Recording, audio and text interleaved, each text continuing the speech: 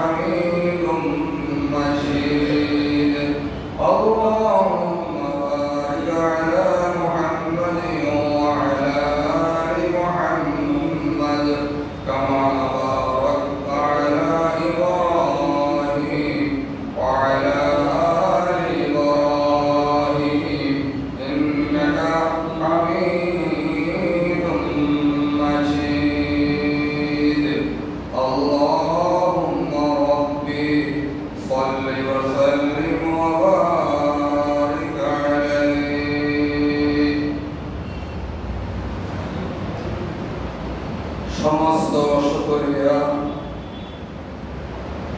মহিমার দরবারে যিনি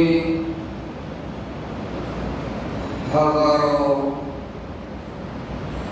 মানবীয় ব্যস্ততার মাধ্যমে তার অপরন্ত অবহিত রহমতের বারিধারার মাধ্যমে আযানের আগ থেকে মসজিদে সমবেত হওয়ার তৌফিক দান করেছেন। অগণিত মানুষের মধ্যে আল্লাহ পাক আমাদেরকে আসার জন্য পথে আবার ঘর থেকে বের সর্বোপরি জুমার সালাতের জন্য কবুল করে নিয়েছেন। আমরা প্রত্যেকে বলি আলহামদুলিল্লাহ। সাক্ষ্য প্রদান করছি তিনি ব্যতীত কোনো ইলাহ নাই, কোনো মাবুদ নাই, উপাস্য নাই। তিনি গোটা বিশ্ব পালন কর্তা, নিয়ন্ত্রণ কর্তা। অগণিত দরুদ ও সালামের হাদিয়া গোটা সৃষ্টি মধ্যমণি যাকে মাবুদ তার কুদরতি জুবান দিয়ে গোটা বিশ্বে, গোটা সৃষ্টি জগতে আল্লাহ ছাড়া যতদূর এলাকা রয়েছে আল্লাহর কুদরতে নিয়ন্ত্রিত, ততদূর এলাকার জন্য যাকে রহমত করে গ্রহণ করেছেন, আমরা সকলে সেই রহমত ওয়ালা কামেল ওয়ালা রাসূল করিম সাল্লাল্লাহু আলাইহি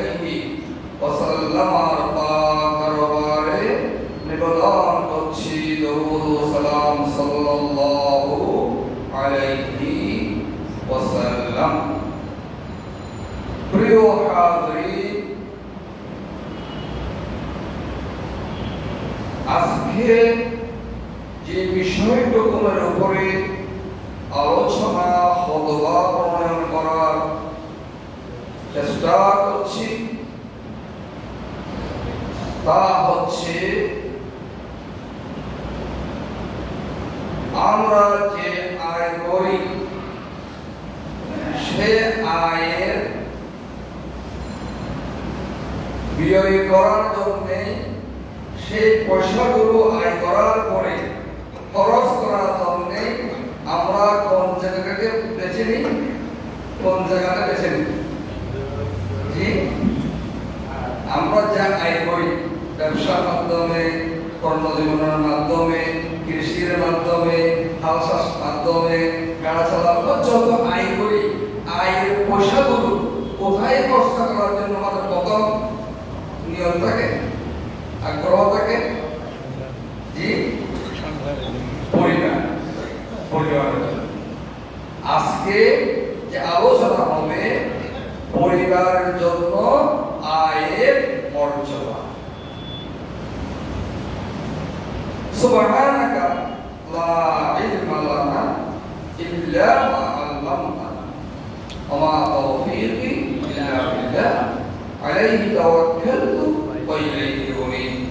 রব্বি ইশরাহ লি সাদরি ওয়া ইয়াসসির লি আমরি ওয়াহলুল উকদাতাম মিন লিসানি ইয়াফকাহু কওলি। রব্বি জিদনি ইলমান নাফিআন ওয়া ফাহমান كاملا يا رب لك الحمد كما ينبغي لجلال وجهك وعظيم سلطانك। প্রিয় হাজরিন, গত জুমায় যেটা ছিল সেটা ছিল কি? আপনাদের আমাকে একটু সহযোগিতা না করেন আমি তো সামনের দিকে এগোতে কষ্ট হবো। গত জুমায় আপনাকে পড়েছেন কি বিষয়ের উপর আলোচনা ছিল? স্ত্রীর উপরে স্বামীর হক। এর ধারাবাহিকতায় আজকে হচ্ছে কি, আমি বক্তা হিসাবে যে আয় করব সে আয়টা যত জায়গায় ব্যয় করব সেই ব্যয়ের যে আয় পরিবার করব তার মর্যাদা কি সে তাকে রাখি। কারণ আমি যদি আমার পরিবারকে সুন্দর করে তার জীবনকে ইসলামাইজ করতে না পারি, আমার কাঙ্ক্ষিত লক্ষ্য পুরা হবে না, আমি দুনিয়াতেও কল্যাণকর হব না, পরকালীন জগতেও মুক্তি প্রাপ্ত হব না। আল্লাহ সুবহানাহু ওয়া তাআলা আমি আপনাদের সামনে সূরা আত-তাহরীম শরীফের ৬ষ্ঠ আয়াতের কিছু অংশ তেলাওয়াত করেছি। সেই আয়াতকে সামনে রেখে আমরা চেষ্টা করব এগিয়ে যাওয়ার জন্য ইনশাআল্লাহ তাআলা। এর জন্যই বোঝার প্রয়োজন, সুন্দরভাবে বলার প্রয়োজন। এর জন্য যে মাধ্যমে আমরা শুনব সব কিছু সুসারূপে পরিচালিত হওয়া প্রয়োজন। সবগুলোর মালিককে আল্লাহ সুবহানাহু ওয়া তাআলা। আমাদের সকলের জন্য আজকের আলোচনা বোঝা, বলা, আমল করার উদ্দেশ্য নিয়ে শোনার জন্য, আল্লাহ পাক বলার জন্য সবাই কবুল করুন, আমরা বলি আমিন। সে লক্ষ্যকে সামনে রেখে আয়াত কারিমা তেলাওয়াত করেছি, কারণ সে আয়াতের মধ্যে আল্লাহ সুবহানাহু ওয়া তাআলা নিজেই বলেছেন যে সাধারণ কোনো বক্তব্য নয়। যখন বক্তব্য শুরু হবে ইয়া আইয়ুহান নাস, এটা হবে কি সাধারণ বক্তব্য। হ্যাঁ, আপনারা যে সংগঠন করেন ওইটা ফোরাম থাকে, একটা হচ্ছে সাধারণ সভা, একটা হচ্ছে কি কার্যকরী সভা। রাষ্ট্রীয় ভাবে সাধারণ বক্তব্য, সংসদীয় হচ্ছে কি নির্দিষ্ট ব্যক্তি নিয়ে কার্যকরী বক্তব্য। সংসদের যারা ঢুকবেন তারা গোটা বাংলাদেশের নিয়ন্ত্রণের জন্য, পরিচালনার জন্য, মানুষের দুঃখের জন্য কথা সেখানে বলবে, জনসভায় বলবে, সামগ্রিক পরিবেশ নিয়ে যেমন সবাইকে যেভাবে উৎসাহিত করা যায়, মানুষকে সেদিকে আহ্বান করা যায়, সেই বক্তব্য। তো আজকে আল্লাহ পাক রব্বুল আলামিন তার দিচ্ছেন জায়গা থেকে নয়, ঈমানদার।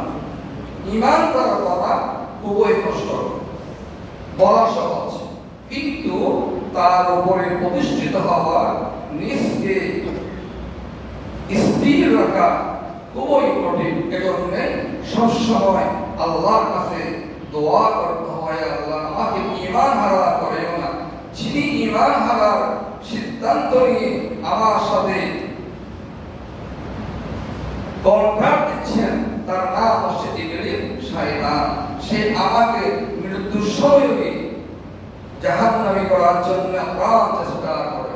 সে আমাকে বলে, দেখো এটা বলবো শান্তি পাবে, তো এটা শান্তি পাবে, কারণ সেটা যারা বলি ফেলে আল্লাহ না করুন, আল্লাহ না করুন, তাহলে আমি হয়ে যাব চিরস্থায়ী জাহান্নামী। এই জন্য আমরা সেখানে কি করি, তালকিন করি। তালকিন দিয়ত একত হচ্ছে কি, যখন একজন মানুষ সাকারাত চলে, আমরা বুঝতে পারি যে মানুষটি আর হুঁশ নাই, কথাবার্তা নাই, তার শেষ সময় আপনাকে কোরআন কারীম তেলাওয়াত করতে হয় বড় বড় করে, কলমা শরীফ পড়তে হয় বড় বড় করে, দোয়া কালাম পড়তে হয়, কিন্তু তাকে বলতে প্রয়োজন বলা যাবে না। কারণ আল্লাহ করুন, আপনি বললেন, সে বলো পড়বো না, নিঃশ্বাস বন্ধ হয়ে গেল, সে চিরস্থায়ী জাহান্নামী হয়ে গেল। আসুন, সে ঈমানদারকে বলা হচ্ছে তুমিও জাহান্নাম থেকে বাঁচাও, তোমার পরিবার, পরিজন, আহলে ওয়ায়াল, সন্তান, সন্ততি, দেশবাসী, এলাকাবাসী, মহল্লাবাসী সবাইকে কি করো, জাহান্নাম থেকে বাঁচাও। তো এখন আপনি প্রশ্ন করতে পারেন, জাহান্নাম থেকে বাঁচাবার মালিক কে? আল্লাহ, ঠিক না? সে কে আল্লাহ? জাহান্নাম থেকে আমি কিভাবে বাঁচবো, আমি উদাহরণ পেশ করি শিক্ষক হিসাবে। বাচ্চাকে বলে দিলাম এগুলো শিখতেই হবে, না শিখলে তুমি ফেল করবে। বাচ্চা যদি না শিখে ফেল করে, এখানে মাতা পিতা, শিক্ষক মণ্ডলে কি দায়ী? দায়ী। আপনি কোচিং সেন্টার বাচ্চাকে পড়াইলেন, হসপিটালে বাচ্চাকে পড়াইলেন, স্কুল করার মাদ্রাসা বাচ্চাকে পড়াইলেন, সবার বদলে কি এগুলো শিখতে হবে, না শিখলে তো ক্ষতি হবে। সে শিখলো না, ক্ষতিগ্রস্ত হয়ে গেল, পরীক্ষায় পাশ করলো না, সে প্রমোশন পেল না। এখানে কি মা বাপ, শিক্ষক দায়ী না ছেলেটা দায়ী? ছেলেটা দায়ী। সুবহানাল্লাহ। এই জাহান্নাম থেকে আপনি বাঁচতে পারার অধিকার নেই, আল্লাহ না বাঁচালেন। সেজন্যই আল্লাহ পাক গোটা সৃষ্টির রহমত, শাফিঈ মাহশার, মালিকে কাউসার, ইমামুল আম্বিয়া, ইমামুল মুরসালিন, কামলি ওয়ালা হাবিবে কিবরিয়াকে আমাদের মাঝে উপহার দিলেন শ্রেষ্ঠ রাসূল এবং শ্রেষ্ঠ কোরআন, শ্রেষ্ঠ রাসূলের উপরে আল্লাহ পাক অবতীর্ণ করলেন। শ্রেষ্ঠ কোরআন দিয়ে পাঠিয়ে দেওয়া হলো, বলে দেওয়া হলো, যখন ঈমান এনেছো ওই ঈমানদারগণ তোমরাও বাঁচো জাহান্নাম থেকে, তোমাদের পরিবার পরিজন অধীনস্থকেও বাঁচাও জাহান্নাম থেকে। যদি সেই দায়িত্ব আমরা পালন না করে জাহান্নামী হয়ে যায়, আপনি কি সেইভাবে আল্লাহকে নাউযুবিল্লাহ দায়ী করতে পারবেন? ঠিক না, কারণ আল্লাহ ওইটাকে গ্রহণ করবে। কোরআন যেটা দিয়েছেন, রাসূল যা শিক্ষা দিয়েছেন, সেই রাসূলের উপরে যে কোরআন অবতীর্ণ হয়েছে, সেই কোরআনুল কারীম থেকে যে সূরা তেলাওয়াত করেছি তার প্রভাব হচ্ছে এই। বিসমিল্লাহির রহমানির রহিম। হে ঈমানদারগণ, ইয়া আইয়ুহাল্লাযীনা আমানু, হে ঈমানদারগণ, তোমরা নিজেদেরকে এবং তোমাদের পরিবার পরিজনকে রক্ষা করো আগুন থেকে, যা ইন্ধন হবে মানুষ এবং পাথর। জাহান্নামের মেয়েরা, এখন তো আজকালের বাচ্চাদেরকে বোঝানোটা কঠিন, কারণ সব মানে গ্যাস। আমাদের ছোটবেলায় আমরা দেখেছি ওই পাশের গাছের পাতা সবগুলো নিয়ে চুলার কিনারায় রাখা হতো, আর সেগুলো দিত একটা গাছ ঢুকে যেত, উপর দিকে কেরোসিন তেল দিত, সারাই দিয়ে আগুন দিত, ফু দিত, পাশ দিয়ে লম্বা দিয়ে সোয়া দিয়ে এক্ষেত্রে আছে তার আগুন জ্বল। আপনাকে সেই পুরো জিনিস না হলে আগুন ধরবে না। এখন আপনি গ্যাস চালাচ্ছেন, এখন রান্না বান্না করার জন্য ব্যবস্থা থেকে আপনি লাকড়ি নেবেন, সবাই কেরোসিন দাম, ঠিক কিনা? ওটা দিয়ে জ্বালানো হয়। অনুরূপ ভাবে জাহান্নাম প্রজ্বলিত করা হবে মানুষ এবং পাথর দিয়ে। বলুন নাউযুবিল্লাহ, আল্লাহ আমাদের পাড়া দিন।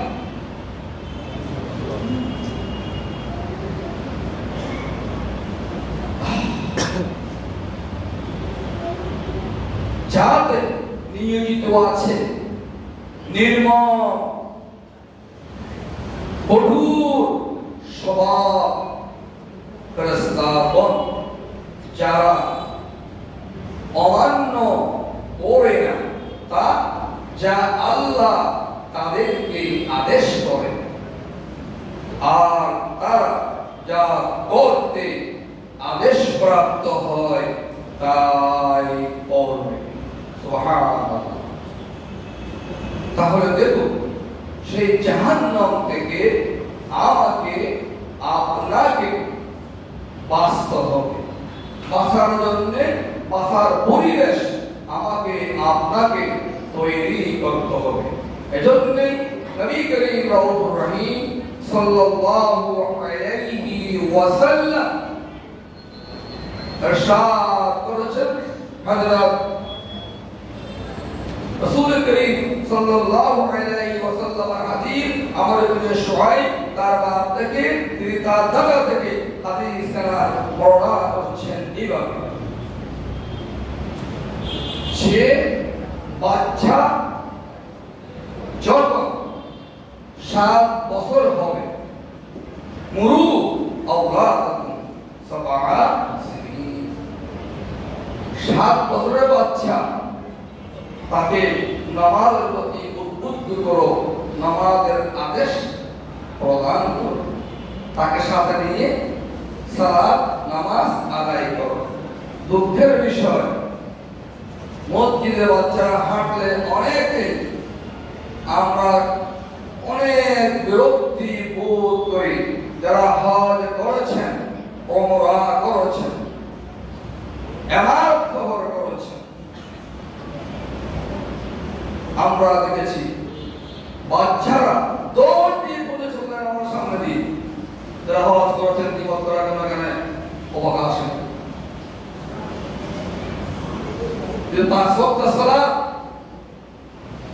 হারামাইন শরীফাইনে আদায় করেছেন, একটু পড়ে যাবে, চিল্লায় না, বাচ্চারা পিছনে হইচই করবে, আমার ভবিষ্যতের আপনার মুসল্লি, তাদের যদি কথা দিয়ে তাড়াইয়ে দেন, তারা কখনো মসজিদে আসবে।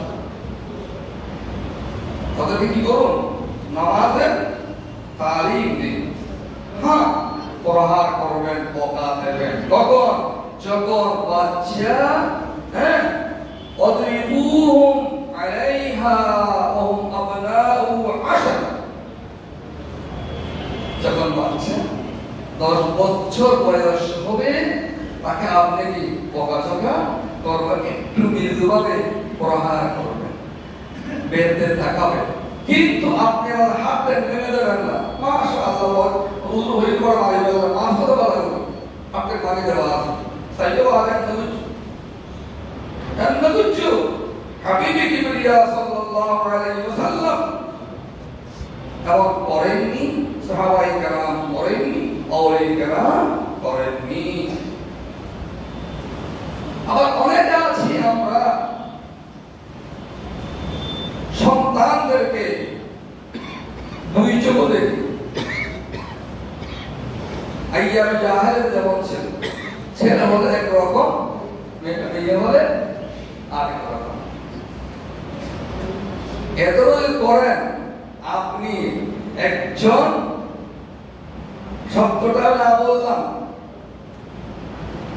অন্যায়কারী হিসাবে আল্লাহ আদালতের সামনে ময়দানে মাহশরে আপনাকে আমাকে দণ্ডায়মান হতে হবে। কারণ এখানে দুটোটাই আল্লাহর দেওয়া নিয়ামত, দুটোটাই আমার সন্তান। বলুন সুবহানাল্লাহ। যার ঘরে সন্তান নাই সে বুঝতে পারে সন্তান কি জিনিস। সে সন্তানকে ভালো পথে পরিচালিত করার দায়িত্ব আপনি মার উপরে, আপনি বাপের উপরে। এখন হুজুর আয় কেন করছেন? আয় নিজে তো নামাজ না বলি, আর নিজেই তো কি অক্তমত নামাজ সালাত আদায় করি, আর বল কেন করাইও অনগর ও মা অন নামাজ কর, ও বাপ অন নামাজ কর, আই মানুষের সন্তান আর ও নামাজের প্রতি উদ্বুদ্ধ কর, দায়িত্ব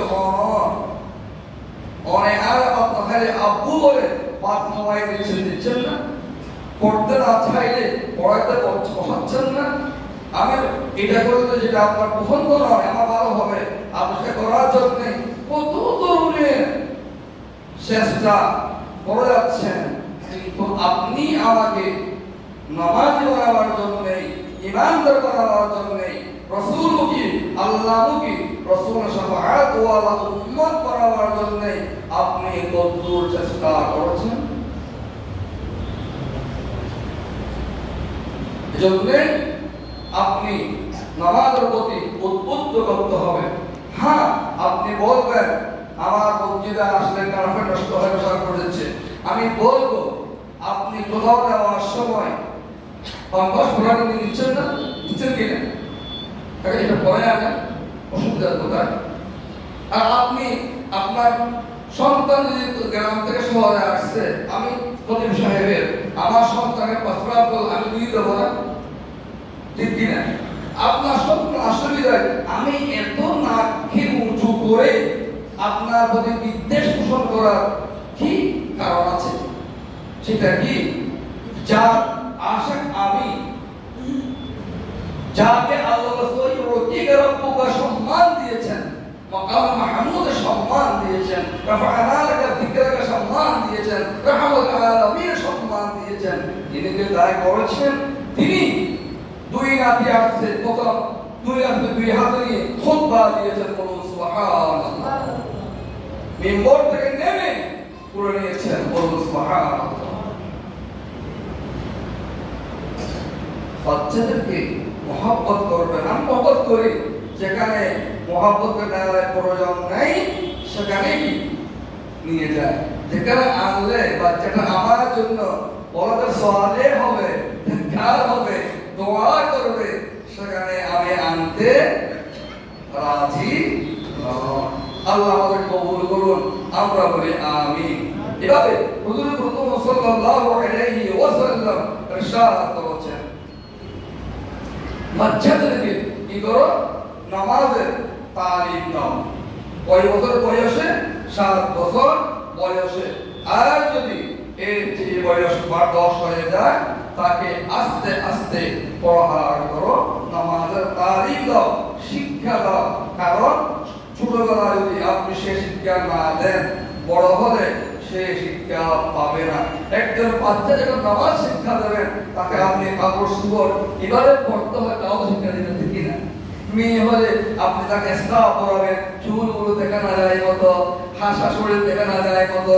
সন্তান হলে লম্বা প্যান্ট পরাবেন, লম্বা জামা পরাবেন, হাতা জামা পরাবেন, যাতে মসৃণ লাগে, সুন্দর লাগে।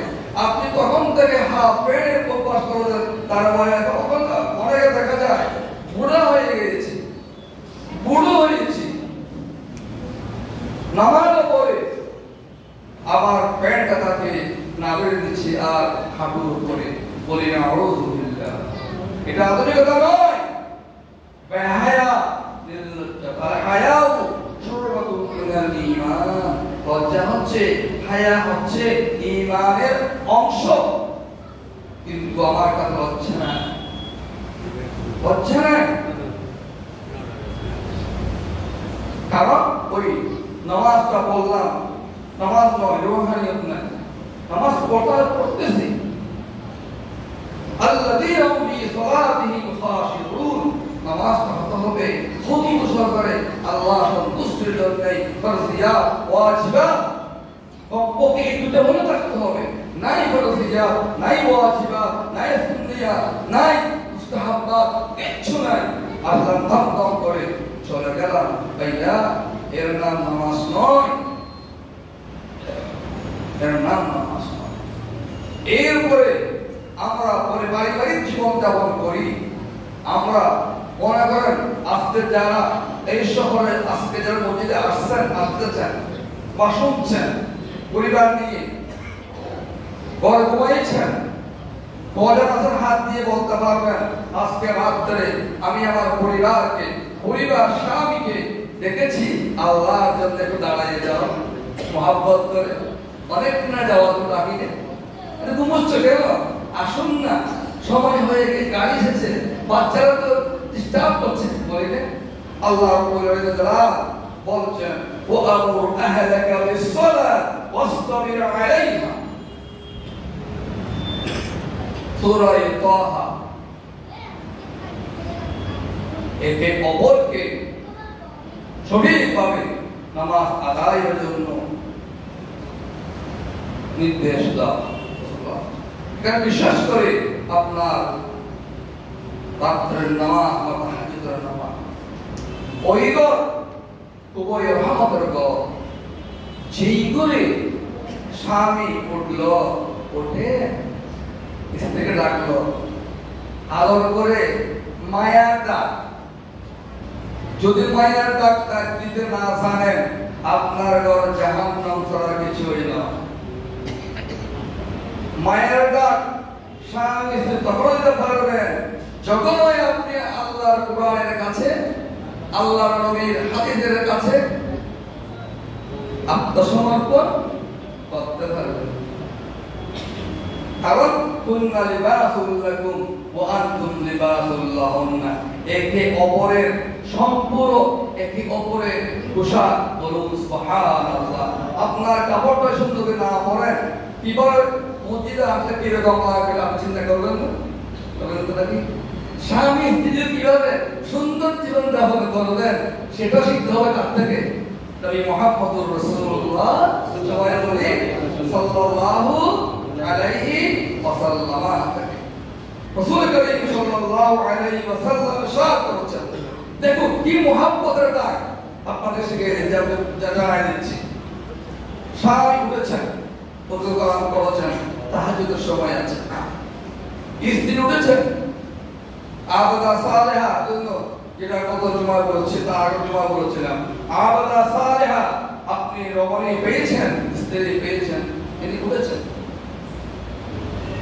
আপনাকে ডাক পুজো করার পরে আস্তে ডাকছেন উঠতেছেন না রাসূলুল্লাহ বলেছেন একটু হাত দিয়ে পানি নিয়ে হাত গেড়ে দিয়ে হাতে ছিটকা দাও পানি চোখে বলতে কি দাও ছিটকা দাও চোখ কি করে যাওয়ার পর কি হয়েছে উঠুন ওই তো আরাম করে একটু সময় আছে আমরা দুজন উঠি একটু নামাজ কালাম করে বাচ্চারা লেখাপড়া দুর্বল আপনার ব্যবসা বাণিজ্যের মধ্যে কাটতি আপনার মগজ মামলা মোকদ্দমা এগুলো সব কিছু তো রাত্রে নামাজ তাহাজ্জুদ পড়ে আল্লাহর কাছে চাইলে আল্লাহ তো দিয়ে দেন কারণ কলব যাকির দে और रोने वाले आंख दे आज मैं रोता रहूं तेरे अल्लाह के वास्ते बोलूं आमीन ভাই আল্লাহ আমাকে আমার কলবটাকে তোমার শরণার্থে উন্মুক্ত করে দাও আমার চোখগুলোকে তোমার জন্য কাটার জন্য কবুল করে নাও কারণ আমি ওই চোখ দিয়ে তোমার সমস্যা কেঁদে কেঁদে আমার চোখ ফাড়ি দিয়ে তোমাদের যা চাওয়ার প্রয়োজন তা চাইলে উঠলেন দুরন্ত বললেন তাহাজ্জুদ পড়লেন নামাজ শরীফ পড়লেন তারপর আল্লাহকে বললেন মুবতালায়ে মাসিয়াতুহু ইয়া ইলাহাল আলামিন মুবতালায়ে মাসিয়াতুহু ইয়া ইলাহাল আলামিন মাগফিরাত কর ইয়া ইলাহি মাগফিরাত কর ইয়া ইলাহি আনতা খায়রুর राहिमीन जुमला आलम कुछ नहीं है जुमला मुख्तार तू मेरा माबूद है, तू मेरा माबूद है, गफ्फार तू सत्तार तू। आमीन बोलুন। অর্থ কি? ও আল্লাহ, আমি মামলায় মকদ্দমায় এই নিয়ে সেই নিয়ে, ব্যবসা বাণিজ্য নিয়ে, চাকরি বাকরি নিয়ে, সহপাঠী নিয়ে আমি খুবই মুসিবতে আঁকড়েই পড়েছি। মুসিবতে মুবতলায়ে মাসিয়াত আঁকড়েই পড়েছি। ও বিশ্বের মালিক, ও পরওয়ারদিগার, আমাকে মাফরত করে দাও, মাফ করে দাও। তোমার চেয়ে মাফ उत्तम माफकारी आप तो क्यों है? ओ अल्लाह, पृथ्वीতে কিছু নশ্বর। আল্লাহু ইরিস্তাগনাইতু আনহু ওয়া'দাহুম ইযা নাযাল বালা। দুনিয়াটা কি রকম, বন্ধু বান্ধব কি রকম, আখিরাত রাখার কোন কেউ কারো হবে না আখিরাতে। দুনিয়াতে দেখেন না, আপনি যখন কোন একটি সমস্যায় পড়ে যাবেন, আপনি বাপ হয়ে আমি সন্তানের জন্য, আমি স্ত্রীর জন্য, আমি মায়ের জন্য, আমি বাপের জন্য, আমি প্রতিবেশীর জন্য, আমি আত্মীয়ের জন্য, আমি জামাতার জন্য, আমি নাতির জন্য আপনি কাজ করেছেন না, আমাদের জন্য না। কিন্তু যখন আপনি কোন একটা মুসিবতে পড়ে যাবেন, আজ পর্যন্ত পৃথিবীর রেকর্ডে আপনি কি পেয়েছেন? ওকে দোষী সাব্যস্ত করবেন না, তিনি আমাদের জন্য করেছেন, আমাকে আমাদের কি করুন, শাস্তির আওতায় এনে শাস্তি প্রদান করুন, এটা বলেছেন। আপনারা কে শুনেছেন? শুনেছেন? জি, কার জন্য বলছেন? কার জন্য? অসভ্য কেন যাচ্ছেন?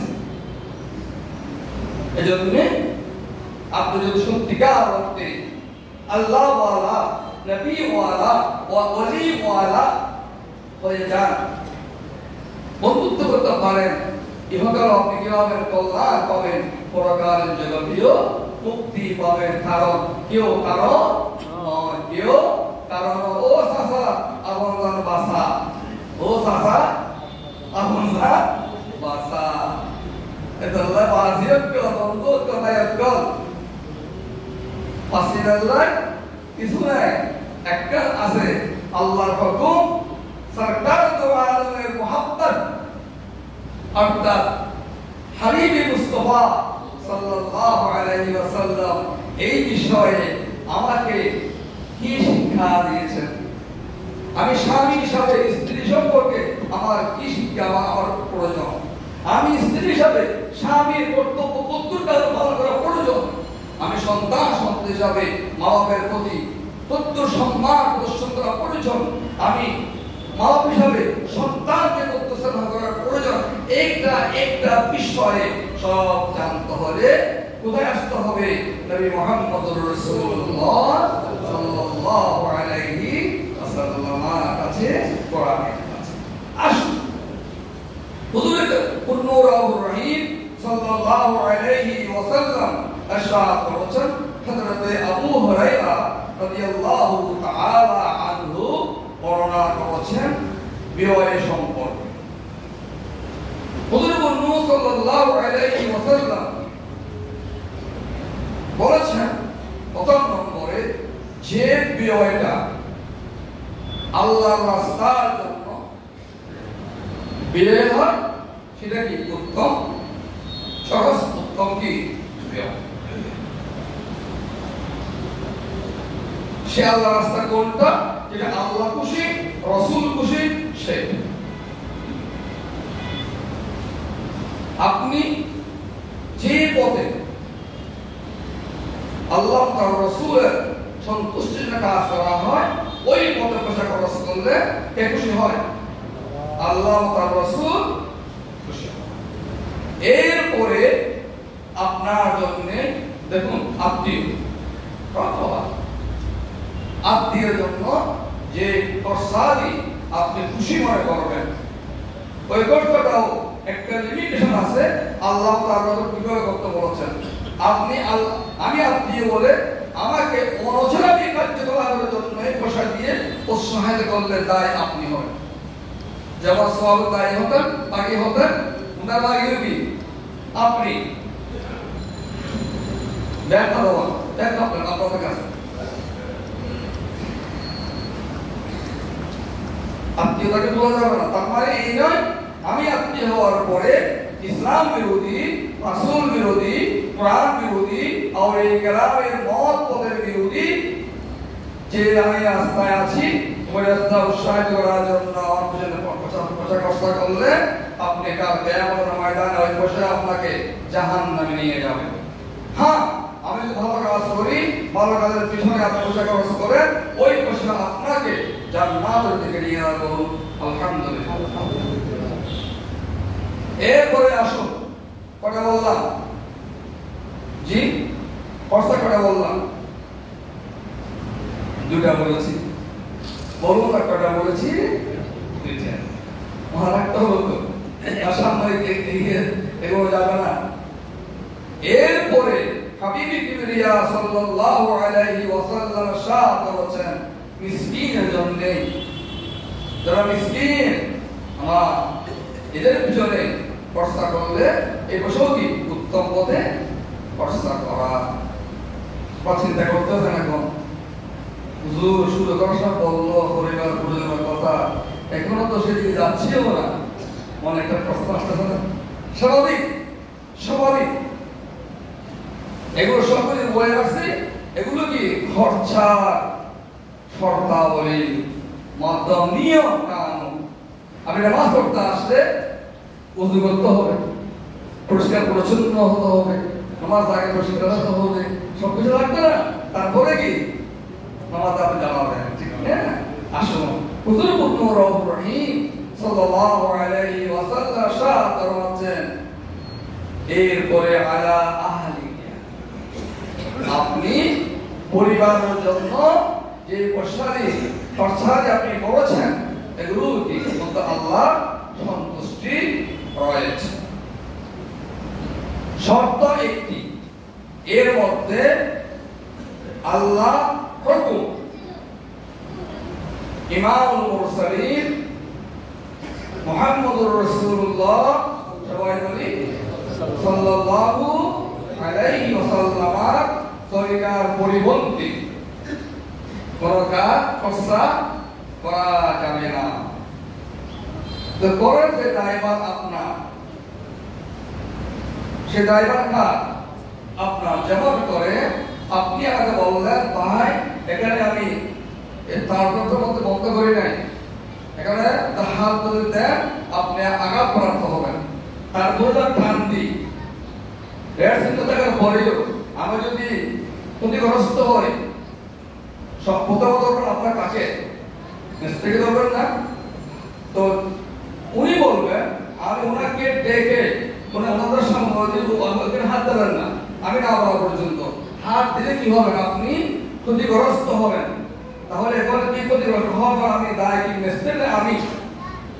আমি জনাবে মুহাম্মদুর রাসূলুল্লাহ সাল্লাল্লাহু আলাইহি ওয়াসাল্লাম যেভাবে কষ্ট করার নিয়ম আল্লাহ দিয়েছেন সেভাবে আপনাকে করতে হবে।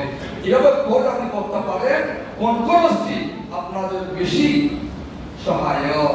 হুজুর বলেন আ'যামুহা আজরান আল্লাযী আনফাকতাহু আলা আহলি, আপনি আপনার পরিবারের জন্য যে কষ্টটি করেছেন এটাই কি উত্তম খরচ আপনি করেছেন। বলুন একবার সুবহানাল্লাহি ওয়া বিহামদিহি সুবহানাল্লাহিল আযীম।